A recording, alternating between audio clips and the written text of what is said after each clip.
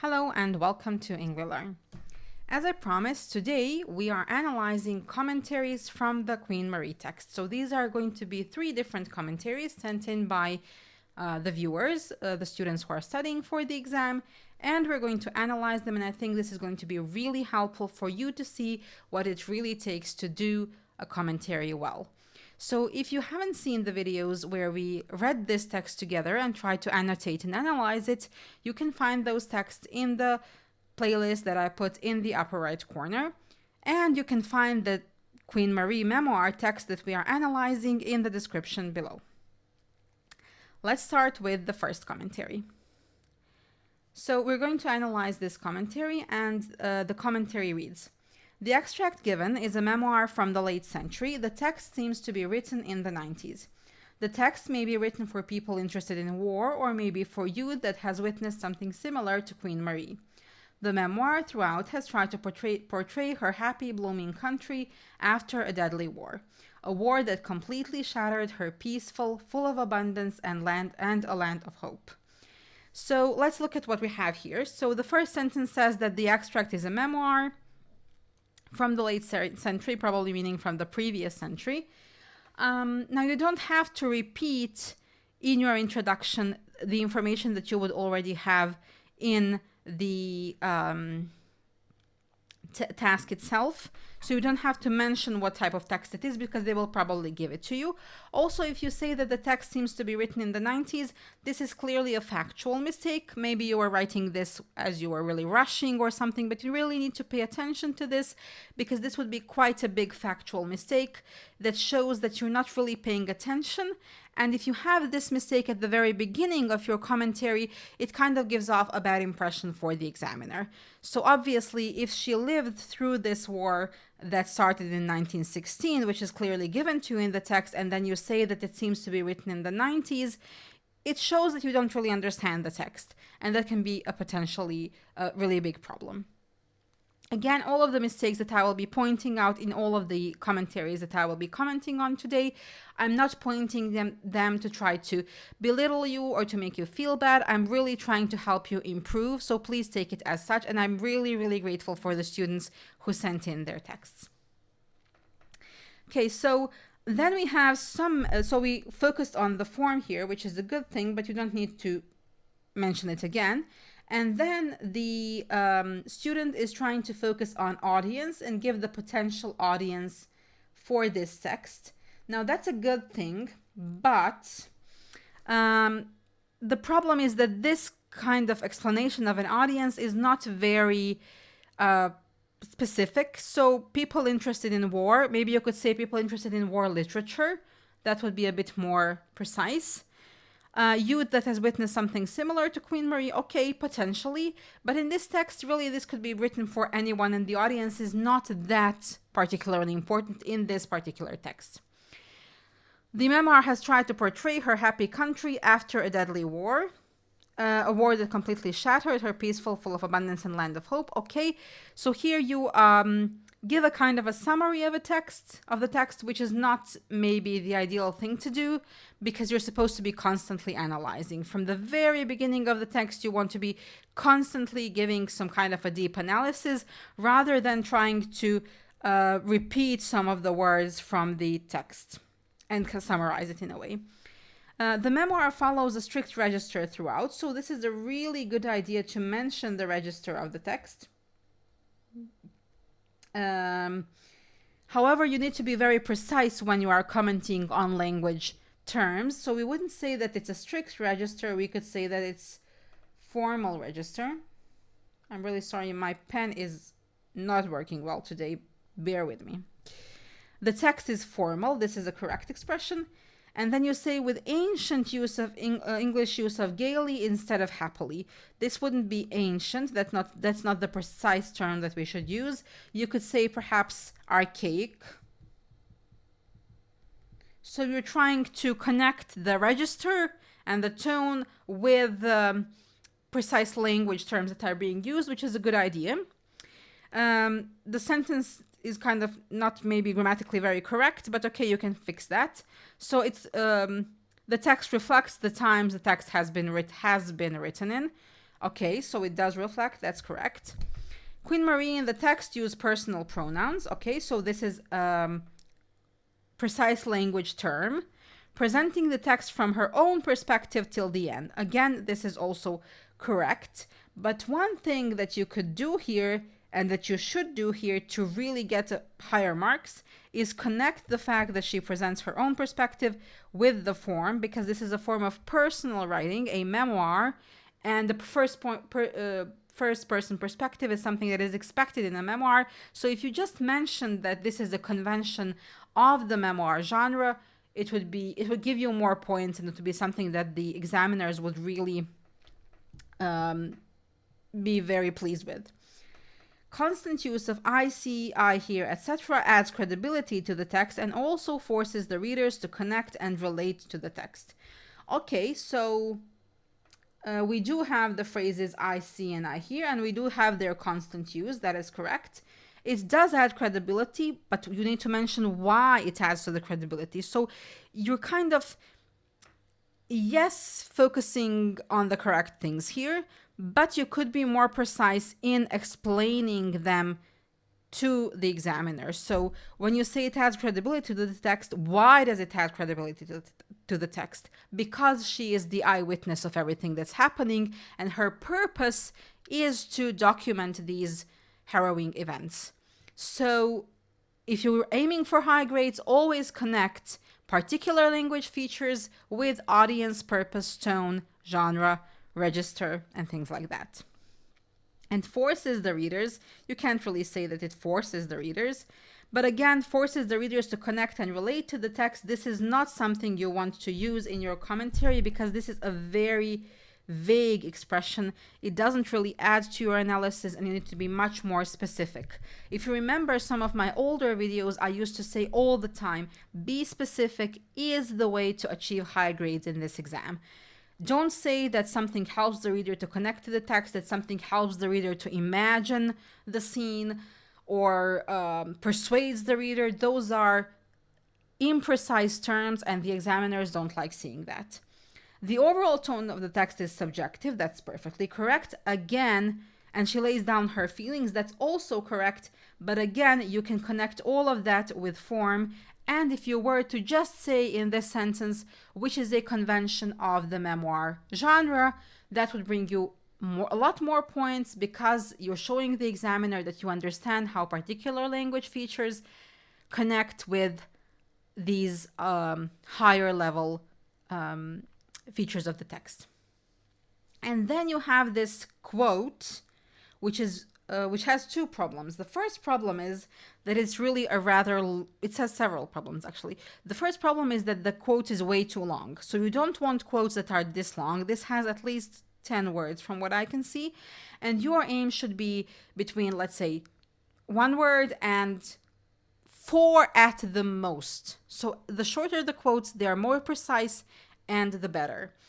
Another problem is that you didn't introduce this quote in any way. So your quotes should be embedded. I didn't speak about this much, but embedding your quotes means that you are naturally using them in the speech. You're not just putting them in the middle of a sentence without any kind of context. So here you just gave us this quote, and we didn't really see any context around it. So before this quote, you should say, the author uses the sentence, and then you say the sentence, but normally you wouldn't use a sentence as a quote because it's too long. And then you need to give in the precise effect. So you should always be using the point, example, effect, format, so to speak. Now the student then says, this sentence emotionally brings in the readers, and the subjective tone adds realism to the text. So again, there's no need to say that it emotionally brings in the readers. It's a bit too informal and a bit too vague. So you need to make it more precise. And the subjective tone does add realism to the text, but you already kind of mentioned it, and it should relate to the form again. Okay. As the text is entirely formal, Queen Marie has made a vast use of advanced vocabulary. it's a good thing that you mentioned the register again, but this phrase, vast advanced vocabulary, again, is quite imprecise. So you need to use precise linguistic terminology.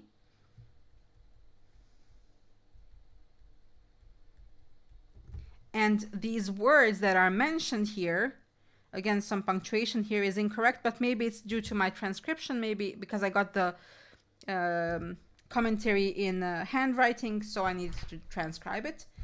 Again, here we don't have the embedding of the quotes again.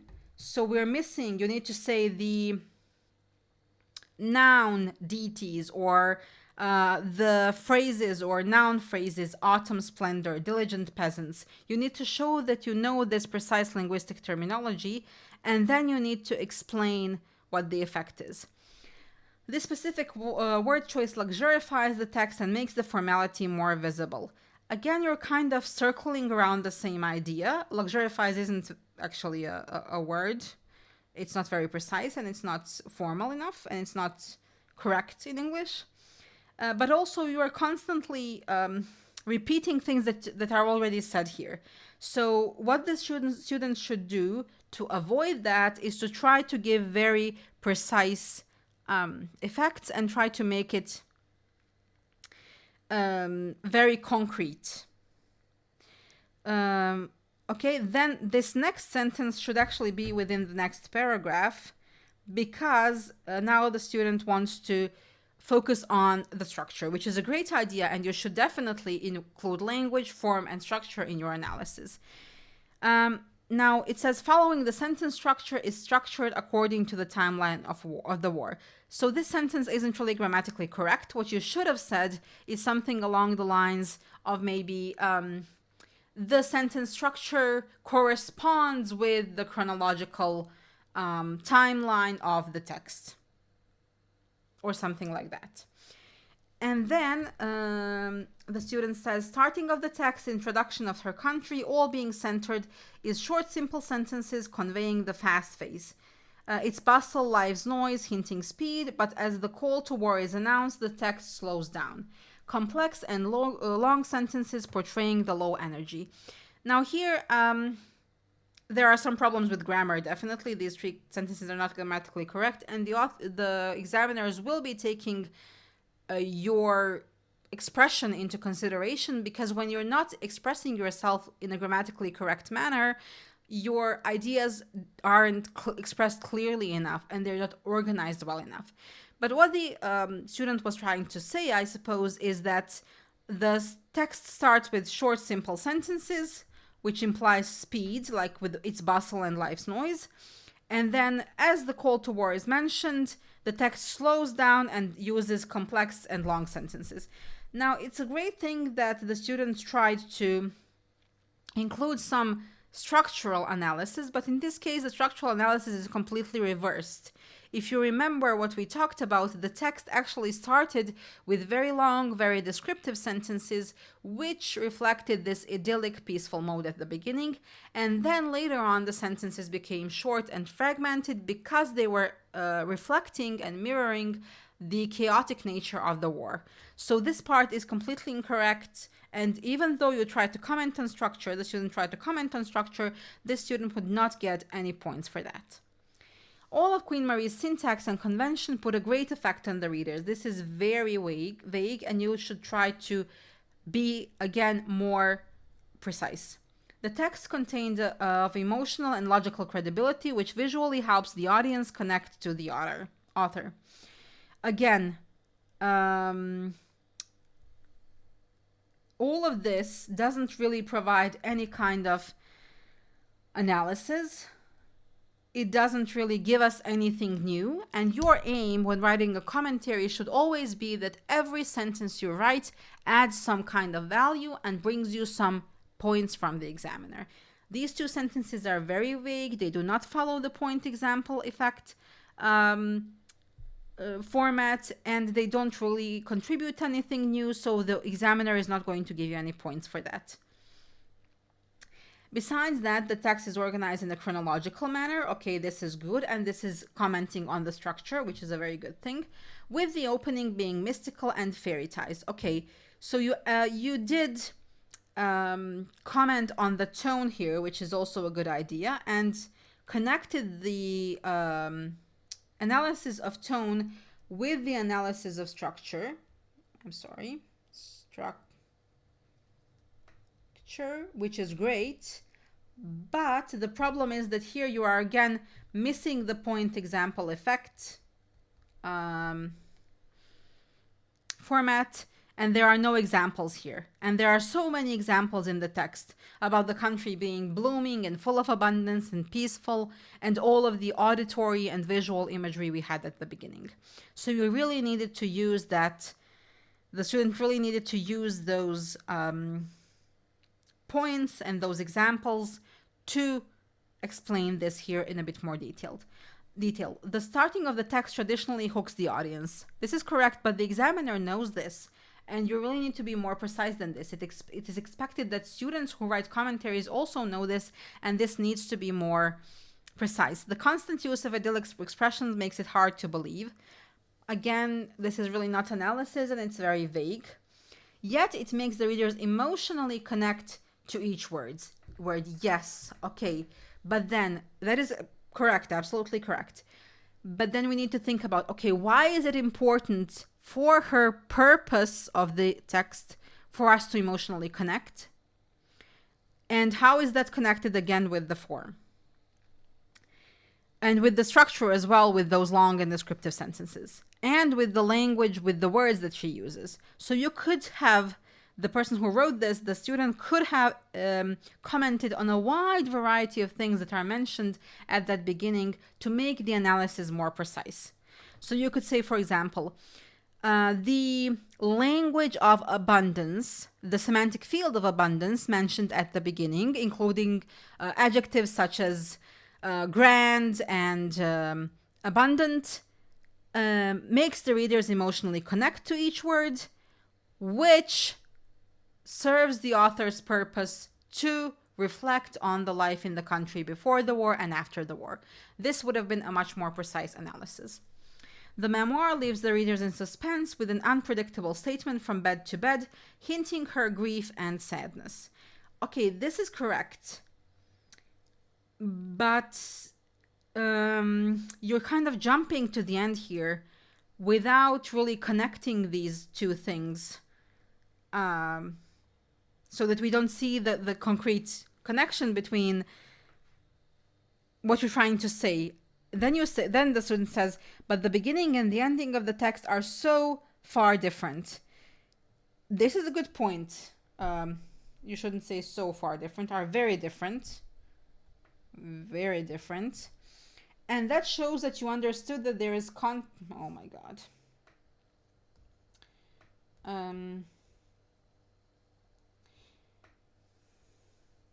You understood that there is, maybe I will just give up on the pen. You understood that there is contrast. I'm giving up. You understood that there is contrast, but then you need to explain what the contrast is. The contrast is between the idyllic semantic field at the beginning and the semantic field of war, with death pouring down from the heavens, cannon roaring its message, and so on at the end. So you need to show the concrete examples. This quote that is chosen here, from bed to bed, isn't really a representative quote. You need to be very selective because you don't have much space to show the quotes. So you need to be very selective when you choose the quotes to analyze. The starting portrayed as a super happy and flourishing country. In the ad, it's dry tears, shedding, battlefields, and dead lives. These are not quotes. This is just the commentary. Again, this sentence is not grammatically correct, but also it's too informal. You need to constantly maintain this level of formality in your commentary, because a commentary is a very formal type of text. So you need to be formal. You can't say that something is super happy. There are so many other words you could use. So make wise word choices. Again, a completely turned picture. This is an incomplete sentence, which again brings down the level of formality, and you need to keep it up. Overall structure of the text builds understanding with the audience. This is a very vague effect. You need to be more precise. The use of vast structural choices and lexical devices, and this is not finished. So there are some good things about this commentary, and there are some points where you could get the points. You did comment on language, form, and structure, and you did mention the audience, and you tried to mention some elements of purpose as well. So this analysis would get some points. It wouldn't be in the lowest band maybe, but there is a lot of room for improvement, and I'd like to comment on some elements of improvement that we can conclude from this text. So the first element for improvement is that students need to use precise terminology. Using precise linguistic terminology enables you to select your quotes very carefully and shows the examiner that you know what you're talking about. So you need to know parts of speech, nouns, verbs, adjectives, adverbs. You need to know types of sentences. You need to know different language devices and literary devices and figures of speech, and you need to know their names and their definitions and how they're used. The second thing you need to do is you need to your analysis needs to be evidence-based. So you need to constantly use the point, example, effect approach. What kind of a language or structure or form device did the author use? What words or what quote can we get from the text? This is the example. And then what is the effect of that example on the reader? The third point for improvement is to be very specific, to avoid any kind of vague statements, because vagueness shows you don't really understand the text thoroughly. And when you are very specific, that shows that you do understand the text thoroughly. The next thing that is quite confusing in a lot of students' commentaries, including this one, is that you really need to organize your commentary logically. So you need to have different paragraphs, and each paragraph should focus on one thing. So either it focuses on, let's say, one aspect of language, or one aspect of structure, or the tone of the text, or maybe some of the genre conventions, and so on. And it needs to flow logically from the beginning to the end. And finally, a mistake that a lot of students make is that they summarize instead of analyzing. So a lot of the times you will be retelling, as in this example here at the very beginning, you will be retelling what the text is about instead of analyzing how the author chose different language devices and form and structural devices. So instead of doing that, what you should be doing is you're providing a thorough and precise analysis. Okay, once again, thank you to the student who sent this in. I hope it was helpful for them and for the rest of my viewers, and I hope that you will benefit from this analysis. Okay, let's move on to commentary number 2. This is the second one I received, and we're going to analyze what this student did with the text. So the student begins. The given text is a memoir of Queen Marie of Romania and presents a powerful autobiographical reflection on the traumatic transition from peace to war that she personally encountered. So in this short introduction, we have several things that are quite correct and that we could get marks for. Again, we already mentioned that it's a memoir. We know it because it will probably be included in the task itself. To say that it's an autobiographical reflection shows some awareness of form, that memoir is a type of an autobiographical text or form of writing. It shows that her purpose is reflection. And then we have here you can show that you understand the text, which is the assessment objective number 3, where you show the examiner that you understand what the text is about. And this text clearly is about the traumatic transition from peace to war. And again, you're showing awareness of form by saying that this is something she personally encountered. Then you make an overt mention, the student makes an overt mention of the purpose. The purpose is primarily expressive and reflective, which is absolutely correct. documenting the sudden collapse of a happy, peaceful life and communicating a profound grief, pain, and fear experienced by the nation and the royal family. So again, this is correct. Could be maybe further emphasized by explaining how the personal and the collective mix and are connected in this text because it's a memoir. The audience, so I think something is missing here in the transcription. The audience could likely be future readership or people specifically interested in this area of reading. So this sentence is very vague. You're trying to describe the audience and you're trying to focus on who the audience is, but this is very vague. Again, this type of text doesn't necessarily have a very set audience, and not a lot of things in the text depend on the audience. In these cases, you don't, when the audience is some kind of general readership, you don't really have to focus on the audience so much.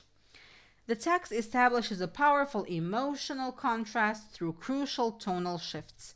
This is an excellent topic sentence. It's absolutely true.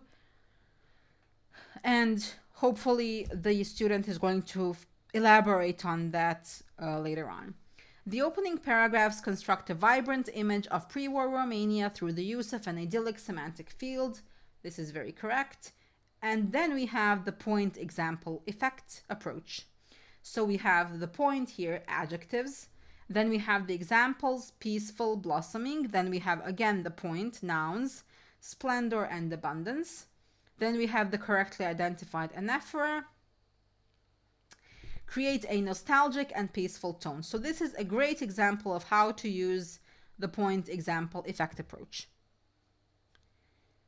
The constant use of visual and auditory imagery, again, a great point. You could add some more examples here maybe. Creates a cumulative effect, ensuring the reader fully appreciates the before-war beauty of the Queen's land. Now imagine if this student said the constant use of visual and auditory imagery helps the writer paint a picture or helps the reader imagine the scene. Can you see the difference between saying ensures the reader fully appreciates the beauty and saying creates an image in the reader's mind? So this is a much more precise explanation, and this is the way that you should do it. Paragraph 4 marks the dramatic pivot, exactly, with the use of a single minor exclamatory sentence. Again, this is an excellent point, and again focuses on structure. This is an element of structure. This is an element of both language and structure. This is a long quote, but in this case, I think it's justified because this sentence is really so important. Marks the turning point, again, an element of structure. Then you would put a full stop here and continue the next sentence. The writer specified the factual date, yes. Providing credibility to her text, yes. You could have added the date again here in parentheses. Showing that she was an actual eyewitness. That was near to come. I think this is again a transcription mistake. So you're trying to say that the facts in the text provide credibility, which is everything is perfectly correct. The W of the word war has been capitalized for dramatic effect. Again, this is very precise analysis. You're showing that you understand the effect of even these small changes. Punctuation such as M dash and exclamation mark are used for the same purpose. Exactly. The writer has then used words such as ardent, gaily, enthusiasm, exaltation to establish an enthusiastic, excited, and not false, but true patriotic tone. Excuse me. Here you should have been linguistically precise and say the writer has then used adjectives such as ardent and gaily and nouns such as enthusiasm and exaltation to establish the tone. The use of the juxtaposition can be seen in the line flowers that decorate the cannons, suggesting naivety and irony here.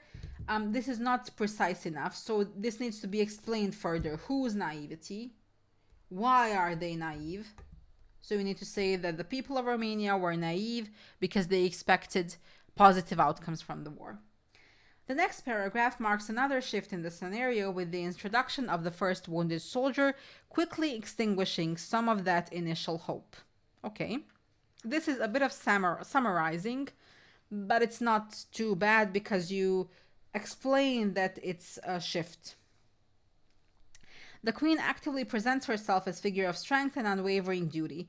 The phrase "many faces, hands" highlights her elevated status and people's reliance on her. Again, here you could have a shorter phrase, and the student is slipping a little bit into summarizing here instead of analyzing, which is going to happen more as we go through the commentary. The final sections deepen the emotional intensity, moving from national fear to trauma. Okay, so this is an excellent analysis of how the tone again shifts and it deepens the emotional intensity. The metaphor, correctly identified, of having to drink to the dregs the bitterest of cups, again you could use quotes there, encapsulates the nation's total suffering. That's correct. The war's destruction is vividly described through a series of dysphoric semantic fields such as haunting, dread, cruel, sport, dead, slaughtered, and death. Okay, correct. The word death has been capitalized to give significance and brings the reader's attention. Again, you should be a bit more specific here. And you could say it was capitalized to personify death, to give it human characteristics, and then that, of course, incites more fear in the reader.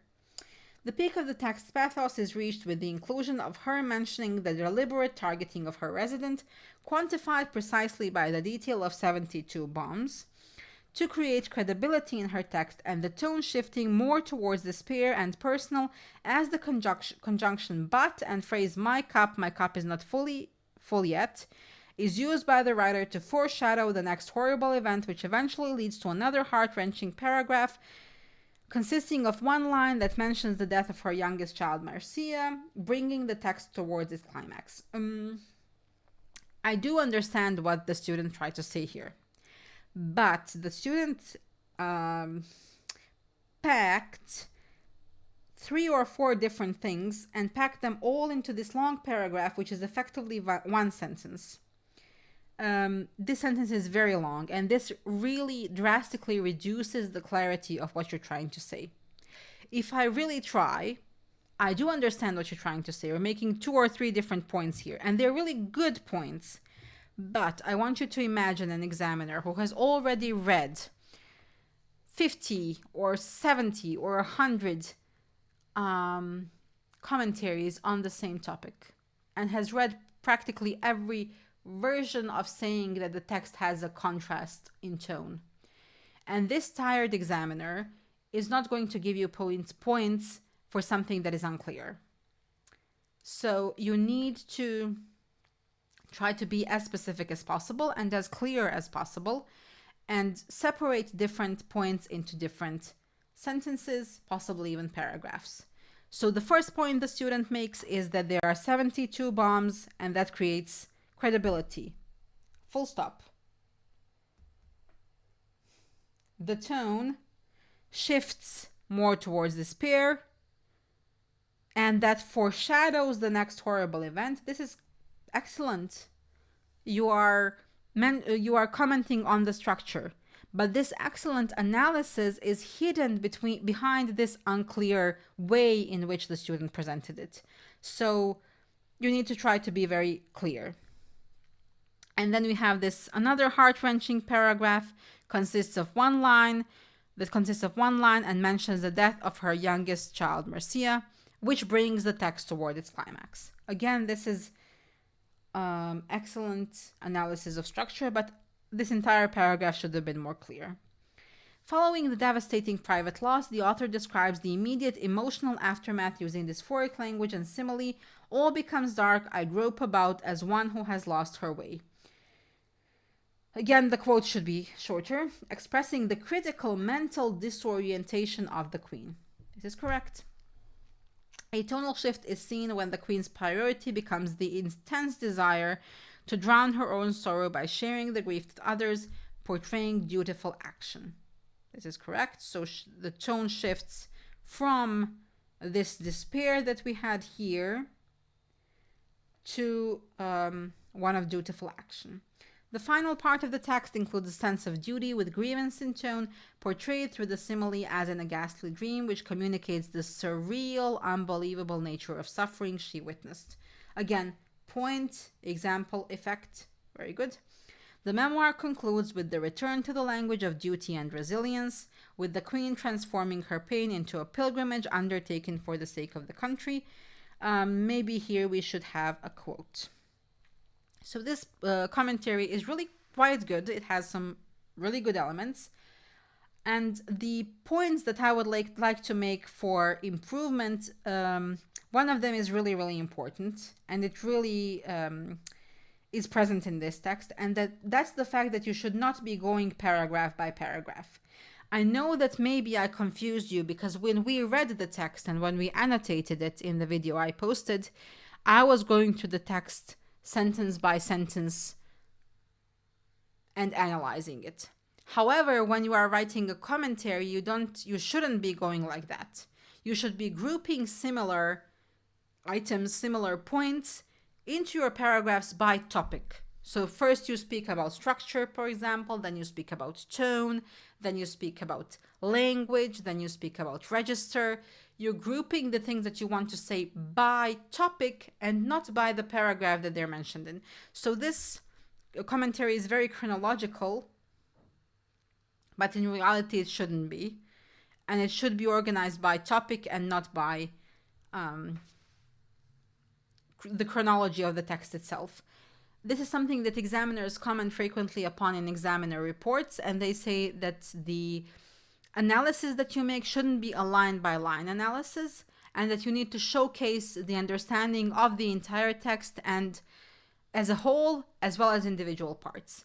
Now, this person didn't do a line-by-line analysis, but it's better to organize the points by topic. Another point for improvement is also that students should try to avoid summarizing, and there was some summarizing in some aspects. However, generally speaking, this is quite a well-written commentary. There's a lot of deep analysis. There are a lot of points that the examiners could mark positively, and there are a lot of points where there are really things that are explained very well and explained very specifically and in a lot of detail with the correct structure. Okay, now we move on to the third text. Let's analyze this commentary. Again, the beginning is pretty similar to the previous two. The genre of this text is an extract from a memoir by Queen Marie of Romania. Again, you don't have to say this because we already know it from the text.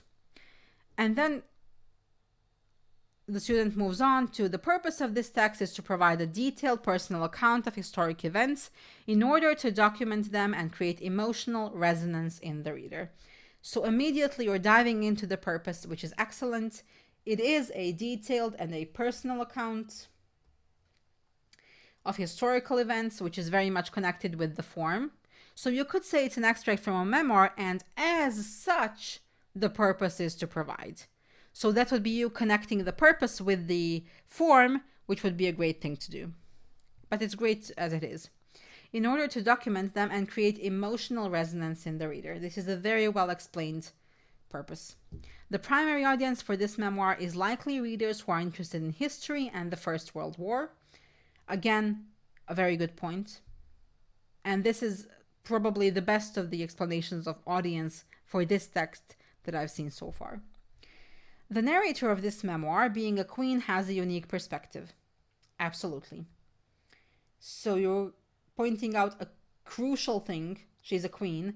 And you're commenting on point of view and on voice immediately, which is great.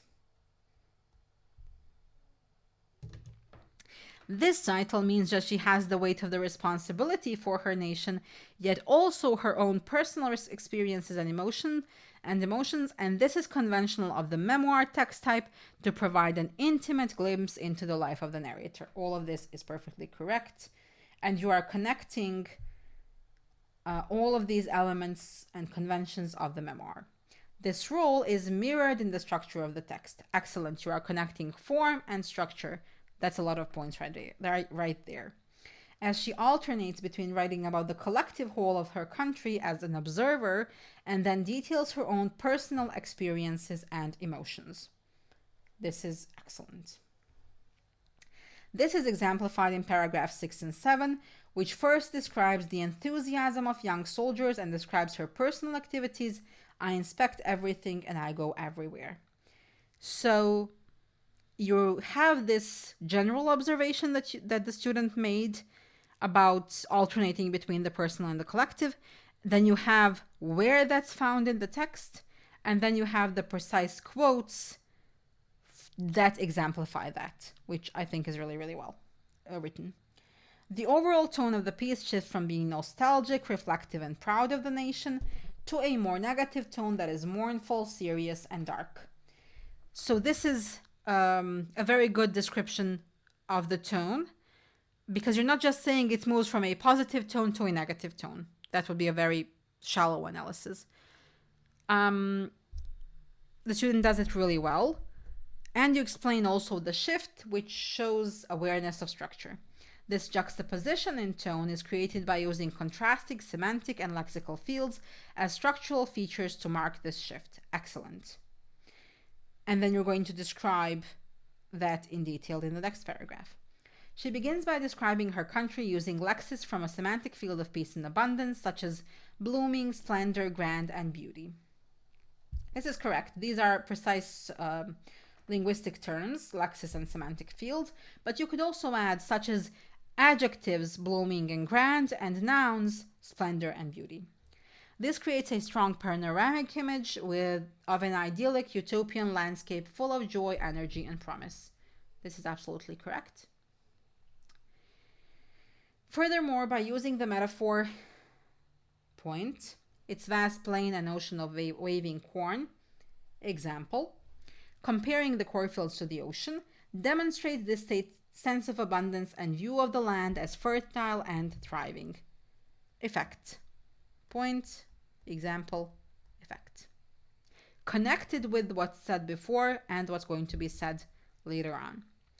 Additionally, by beginning the text with I look back, which is in the first person and past tense, immediately establishes a sense of nostalgia and creates foreshadowing of the destruction of this land that is to come, making it even more emotionally impactful. Fantastic. In the later paragraphs describing the war, so now we're moving on and we're describing this shift, she uses lexis from field of war, soldiers, battle, cannons, bombs, and or you could say again, nouns from the field of war, and from a semantic field of danger and suffering, haunting, dread, threatened, and despair. This signifies the aforementioned shift to a more negative tone by creating a dark, foreboding atmosphere. This is excellent because you're connecting elements of language and how that language influences mood and tone. Structurally, the writer uses, again, this is an excellent way to introduce structure and to make your text logically connected and well organized. Structurally, the writer uses short paragraphs and sentences for dramatic effect and to highlight critical moments. Absolutely true. The single sentence paragraph, and then the quote, acts as a turning point. The shortness of the sentence is abrupt and shocks the reader, immediately capturing their attention. You don't have to say that. You can just say shocks the reader. That's perfectly correct.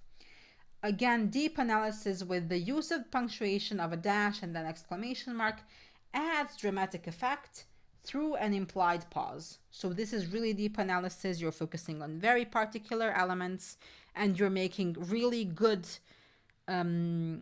explanations of the effect. You're not just saying it adds dramatic effect, but you also explain how it has dramatic effect through an implied pause. also the student does a really good job of organizing the paragraphs, using linking verbs, connectors, to make the paragraphs and the entire text flow really smoothly. Additionally, the incorporation of specific factual details of when the war started, you could give an example again here, adds credibility and historical accuracy, cementing the writer as an eyewitness. This can also be seen later in the text, where she specifies that 72 bombs were dropped. This specificity and accuracy of details is also a convention of a memoir. This is an excellent example of analysis. Why is it so excellent? Why am I pointing it out? Because you're explaining these specific factual details that were mentioned in the sentence here, and then you're moving several paragraphs ahead, and in those several paragraphs ahead, you spotted something similar. You're connecting the similar thing that you spotted with this one that you just analyzed, because they have the same effect. And then you connect all of that with the convention of a memoir. So this is truly excellent. This is an example of how you group similar points and how you connect specific elements of the text with the text as a whole, which is exactly what the examiners are looking for when trying to give you those high grades.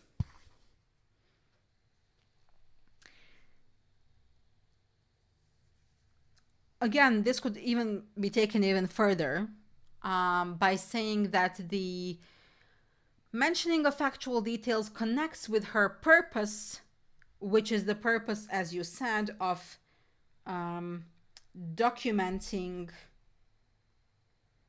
the historical events that she experienced. But it's perfect as it is, honestly. Another critical single sentence paragraph is on All Souls Day, my last born, ellipsis, closer every day. So you are using, again, a longer quote, but it makes sense because it really is that important. Again, the commentary is organized so well because it connects this point to the previous one in a very good manner. This sentence detailing the passing of her son marks the climax of the piece. So see, the student who wrote this commentary isn't summarizing. She doesn't say, this is the part where her son dies and she feels very sad. You just make this short comment, this sentence detailing the passing of her son, and you move straight to analysis, marks the climax of the piece, as this is an incredibly emotionally charged personal moment for the narrator, which symbolizes, encapsulates, and reflects the collective suffering of her nation. And that goes back to what was already said about memoir as a genre and about her as the narrator. Again, really, really good and also really well written. The grammar is perfectly correct. The sentence is very long, but absolutely correct. And the vocabulary that is used is really advanced. So this is a very, very clear and sophisticated analysis. The writer uses anaphora through the repetition of I see and I hear throughout the text. Okay, point and examples. Structurally, this serves to link all of the sensory descriptions and establish a consistent voice and viewpoint through this rhythm. Okay? In terms of language, it serves as a means for the writer to provide vivid imagery through sensory descriptions of her land through her own subjective perspective. She does this further, again, connecting different elements, speaking about structure first, and then about language, and then mentioning a certain type of effect, and then mentioning another point that also has the same effect. She does this further through the enumeration of many peaceful and beautiful images of her country. This quote is too long. Shorten it. This creates an idea that the country is bountiful and has endless amounts to offer. This enhances the emotional response in the reader when later in the text this is all destroyed by war. Again, this is correct. And like I said, this is a really, really good analysis overall. But this entire paragraph is a bit repetitive with the things that have been already said. So maybe these things could have been incorporated earlier. Examiners don't really like repetition. They really want you to constantly be giving new value and new ideas. And these things, a lot of them have already been mentioned. Yes, you didn't mention imagery before, but maybe it could have been mentioned before in a bit shorter form. And then the final paragraph, the writer also uses extended metaphors.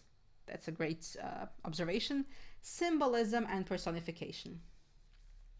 Here I would like to comment on the fact that this student who wrote this clearly knows a lot about how to organize an essay, because this is a fantastic topic sentence for this paragraph.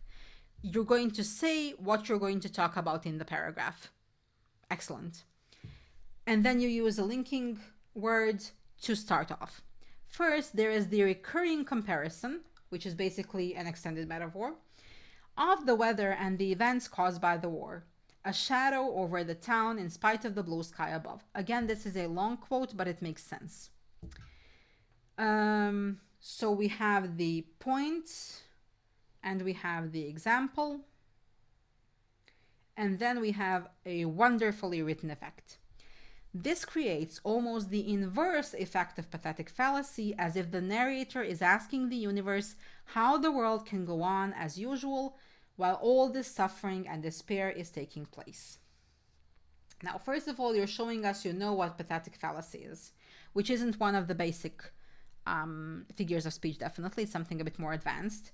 And then you're showing us that you understand pathetic fallacy so well that you're able to see it inverted. This is truly deep analysis. This is something that goes for the highest of marks. This is you dissecting and analyzing single phrases in such a fantastic manner. I absolutely love this. And the explanation is fantastic as well. This creates a strong feeling of injustice, exactly. So if you're wondering, if you're looking at the universe and wondering how can this be happening, you're feeling indignation and injustice in the reader. And then you have another linking word to show the flow of your paragraph. Death and war are personified. Excellent. So we had extended metaphor, then we have personification through the consistent capitalization of those words. Death is poured down on us evokes fear in the reader, representing it as an overwhelming, threatening force that looms over the country like a shadow. Excellent analysis. Then another linking word. The writer uses religious symbolism through references to God and the Great Flood. This creates the idea that this war is no longer a simple fight between countries, but a battle between good and evil through this incorporation of spiritual and more existential abstract religious ideas. And this concludes this commentary. And it ends on such a powerful note, which is always a good thing. You're leaving an excellent expression with the examiner. Now, if you look at the way I marked this text, there are so many checks here. And all of those checks are a point. So that's what you want to see that's what the examiner wants to see. The only part that is lacking in any sense, that is maybe just a bit redundant and repetitive, is this part here. Everything else that is said is truly exactly how it is meant to be. If the student who wrote this, and I'm very grateful to them for sending it in, is able to do this kind of analysis on their own without having watched the video, great, excellent. I really hope that the student watching the video have learned something. I hope that this is going to help you do really well in your exams. And if you have any comments or any ideas, or would like to offer some kind words, only kind words, please, to the students who sent in their commentaries, please do so in the comments below. Subscribe to the channel to get more exciting videos about AS Level English 9093. and happy exam season, everyone!